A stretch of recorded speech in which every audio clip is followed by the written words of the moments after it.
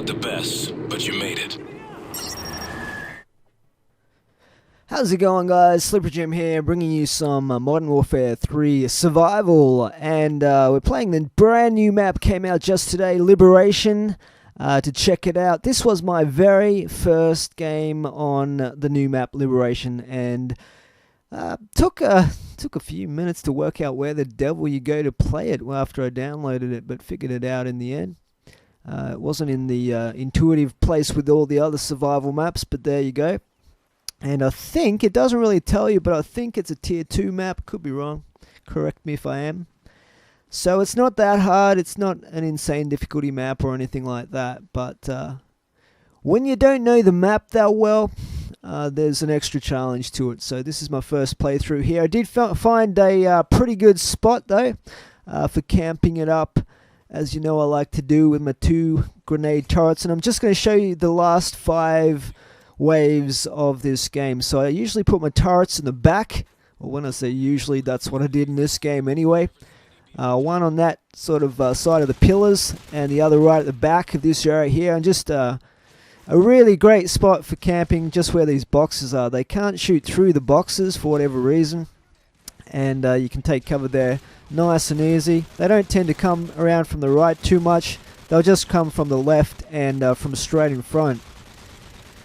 So these waves, if you've got your 2 turrets set up and somewhat protected with a claymore or 2, you can pretty much get through these waves reasonably easily, provided you have enough ammo in your weapons by camping it up in this spot. Now, when it comes to the new map, and I've had a look at both of them, this was the first one I had a look at. I must say, they look fantastic. They really do. They look really great maps for multiplayer, really detailed, fairly large maps as well, particularly this one. Probably going to be a variety of playstyles as well that you can get away with on this map. There's obviously going to be sniping opportunities, and also close quarters, and a lot of corners that you can take cover around and stuff like that. So looking forward to playing it in multiplayer as well. And to tell you the truth, Modern Warfare 3 was starting to get a little bit stale for me, but these 2 maps are really getting me excited again for Modern Warfare 3, and they look like they're going to be fantastic to play in multiplayer. But in survival mode, it's just basically same old, and really the format hasn't changed at all. They didn't introduce anything new that I can see in these 2 new maps. They're not different difficulty settings. They don't introduce any new factors to the survival mode genre. So yeah, it's just a different map and different areas that you need to navigate when you're playing it. And to me, that's yet another reason why survival mode is nowhere near as good as zombies in the Treyarch produced Call of Duty's games that we've had in the past, because each zombie map was completely different. Mysteries to figure out, you know, things like that, new weapons, all of that stuff. So yeah, I guess that's just what we've got to expect with survival mode, that it's just going to be what it is. Enjoy it for what it is, but don't expect it to be replacing zombies or comparing it to zombies too much at all. Because I can tell you that there is no way in hell I would have got to, you know, wave 25 or 30 in my first game on a new zombies map. That's for sure. Even on Moon, which is a pretty easy map in Ascension, you have to figure out things before you beast it up on those maps. Anyway, enough about zombies. Let's get back to the gameplay here. So I have got the Juggernaut round here. Juggernaut rounds are not that hard. All you have to do is basically run around in a circle around the map, around the edges of the map. Know where your cover areas are, and there's a lot of cover in this map, provided you go around the edge of the map and not straight through the middle where that fountain is. By the way, it's a great location as well, Central Park. I've actually been to this cafe here and taken a paddle boat. Was it this lake? Maybe not this lake, but I definitely went to this cafe here when I went to New York not that long ago. So I actually recognised a lot of these places, which was really cool for me because being from Australia, a lot of the popular games that come out don't really feature Australian locations, so I don't really get to recognise places that have been in maps. So there you go, and yeah, it's a great looking map. Lots and lots of cover, lots of spots people are going to be able to camp in and all that stuff. So be able to enjoy these two new maps. Obviously, only if you're a Call of Duty Elite Premium member can you get these maps at present, because it's an early pre-release or whatever you want to call it for the Premium Elite subscribers. And I actually got the Elite package as part of the, I think, the Hardened Edition or whatever it was that I got with Modern Warfare 3. So that was pretty sweet. I'm not too sure if I'll renew it next year, to be honest, because it's been a little bit of a flop. And I'm not really into the stats all that much anyway. And I think the stats are free anyway, so that's not really a factor. But I guess it's all cost dependent based on whether you actually save money or buying the DLC separately or not, or getting them as part of this package. But it is pretty cool to get them ahead of a lot of other people, and that's why I can show you this footage now. Although probably a lot of you guys will have the pre-release maps anyway. So leave a comment if you've had a chance to play these maps yet, and let me know what you think. I think they look pretty good. They're going to be a lot of fun, and looking forward to playing them in multiplayer. This is pretty much the first game I played these maps. As soon as I downloaded them, I dived straight into some survival mode. I'll be playing some multiplayer on probably tomorrow night for sure, and checking them out there. So, as you can see, I'm circling around the map here, and I've got the Juggernauts and however many of the regular enemy soldiers trailing along behind. It's almost like kind of a, I don't know what you would call it, a survival mode train, or you know, super soldier train, whatever. You do occasionally get groups of about 3 soldiers spawning in front of you after you kill a few of the dudes behind, but that's not too much of a problem as long as you watch your minimap.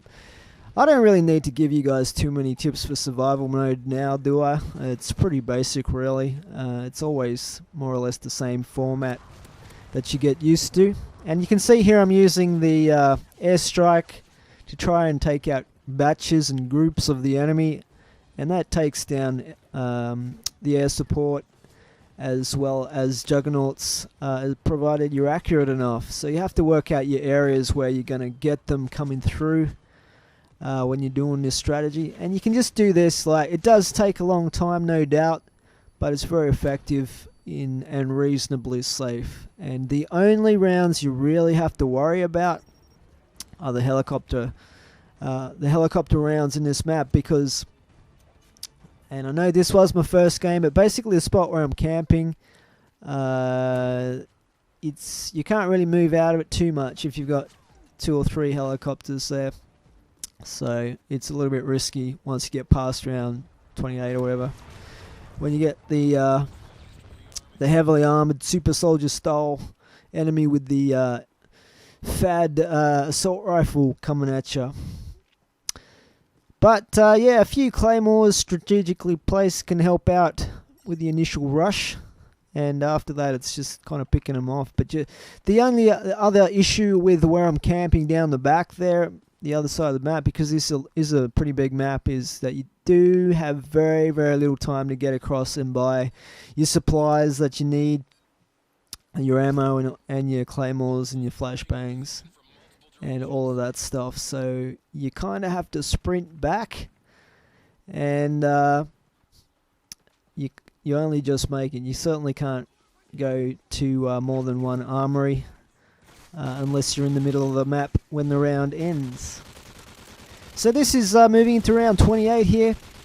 It's just a regular round with the specialists and whatnot. There's no air support coming in, and no Juggernauts this time around either. So with those two turrets set up in that spot, like you can see, covering those two avenues on either side of the pillars, that seems to be really effective.